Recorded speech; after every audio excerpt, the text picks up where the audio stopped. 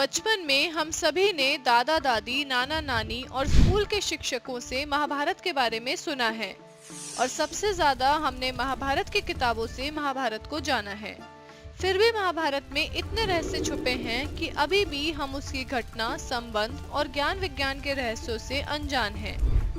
महाभारत के युद्ध के बारे में तो आप सभी जानते होंगे, लेकिन क्या आप जानते हैं जब महाभारत का 18 दिनों तक चलने वाला युद्ध समाप्त हुआ तो उसके बाद क्या हुआ?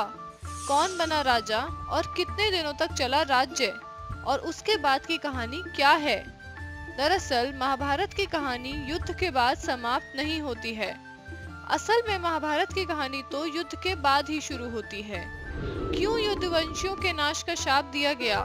क्यों धर्म चल पड़ा कलयुग की राह पर? और कैसे हुई भगवान कृष्ण की मौत?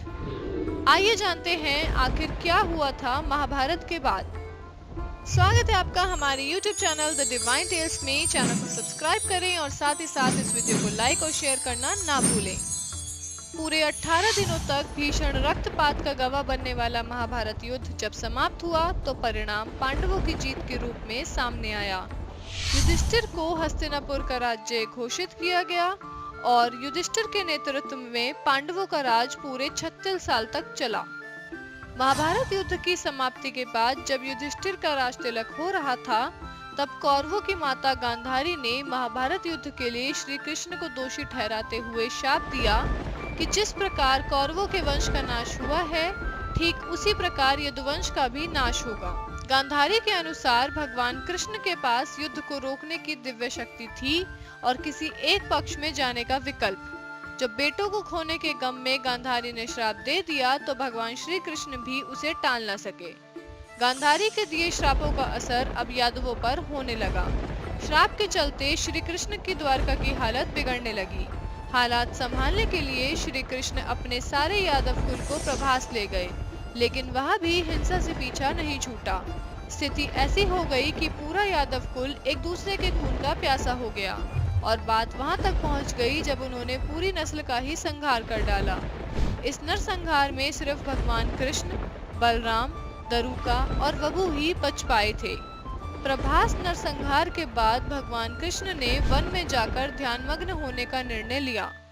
जब भगवान कृष्ण ध्यान में लीन थे तो जारा नामक एक शिकारी ने वन में हिरण का शिकार करते समय भगवान कृष्ण को ही हिरण समझकर तीर चला दिया और वह तीर सीधे जाकर भगवान श्री कृष्ण के पैर में लगा, जो उनकी मौत का कारण बना। तीर लगने के बाद भगवान कृष्ण ने शिकारी के सामने ही विष्णु का रूप धारण कर लिया और नश्वर शरीर का त्याग कर दिया। जब अर्जुन ने प्रभास के भीषण नरसंहार के बारे में सुना तो उन्होंने कृष्ण के कुल को बचाने की सोची।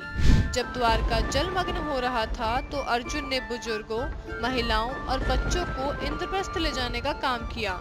जब यादवों का काफिला इंद्रप्रस्थ की ओर बढ़ रहा था, तभी लुटेरों ने काफिले पर हमला कर दिया और अर्जुन के योद्धा यादवों की रक्षा करने में नाकाम हो गए। इस घटना के बाद अर्जुन को अपने योद्धाओं की क्षमता पर से विश्वास उठ गया। जब अर्जुन यादव वंश की रक्षा करने में विफल हो गए तो उन्हें काफी निराशा हुई। कृष्ण की मौत के बाद पांडव टूटने लगे थे, इसलिए उन्होंने राजपाट त्याग करना ही उचित समझा। एक ऋषि ने पांडवों को सलाह दी कि आपका उद्देश्य पूरा हो गया है, इसलिए अब आपको हिमालय की ओर अंतिम यात्रा पर प्रस्थान करना चाहिए। इसके बाद अर्जुन के पौत्र परीक्षित को राजपाट सौंपकर पांडव द्रौपदी के साथ अपनी अंतिम यात्रा के लिए हिमालय की ओर निकल पड़े। प्रारंभ में उन लोगों ने दक्षिण की ओर यात्रा किया ताकि वे भी जलमग्न हो चुके द्वारका को देख सकें, और उसके बाद उन्होंने उत्तर दिशा की ओर प्रस्थान किया, जो उनका लक्षित मार्ग था। पांडवों ने द्रौपदी और एक कुत्ते के साथ अपनी अंतिम यात्रा के रूप में स्वर्ग की सीढ़ियां चढ़ना शुरू किया। स्वर्ग की सीढ़ी पांडवों के लिए इतनी आसान नहीं थी। स्वर्ग की सीढ़ी चढ़ने के दौरान धीरे धीरे सभी युधिष्ठिर का साथ छोड़ने लगे। द्रौपदी से शुरुआत हुई और अंत में भीम का निधन हुआ। माना जाता है कि पांडवों में सिर्फ युधिष्ठिर ही कुत्ते के साथ मिलकर हिमालय के पार स्वर्ग के दरवाजे पर पहुंच सके थे। स्वर्ग के दरवाजे पर भगवान इंद्र ने युधिष्ठिर का स्वागत किया और उनकी अंतिम यात्रा में शामिल होने का आग्रह किया। युधिष्ठिर के साथ गया कुत्ता वहां गायब हो गया। दरअसल वह कुत्ता वास्तव में यमराज था।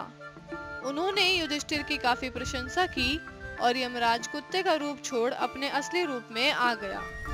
फिर उन्होंने युधिष्ठिर को सबसे पहले नरक दिखाया। वहां द्रौपदी और अपने बाकी भाइयों को देख युधिष्ठिर उदास तो हुए, लेकिन फिर भगवान इंद्र के कहने पर कि अपने कर्मों की सजा भुगत वो जल्द ही स्वर्ग में दाखिल होंगे, तब जाकर युधिष्ठिर को चैन मिला। और इस तरह से पांडवों, कर्ण और धृतराष्ट्र के पुत्र का फिर से स्वर्ग में मिलन हुआ और द्वापर युग का अंत हो गया। उसके बाद शुरू हुआ कलयुग, जहां आप और हम जी रहे हैं। और इसका क्या होगा यह तो भगवान ही जानता है, या आप इसका अंदाजा खुद ही लगा लीजिए। दोस्तों, कमेंट करके हमें जरूर बताएं कि कैसी लगी आपको हमारी आज की ये वीडियो, और साथ ही साथ इस वीडियो को लाइक शेयर करें और हमारे YouTube channel the divine tales को सब्सक्राइब करना ना भूलें। धन्यवाद।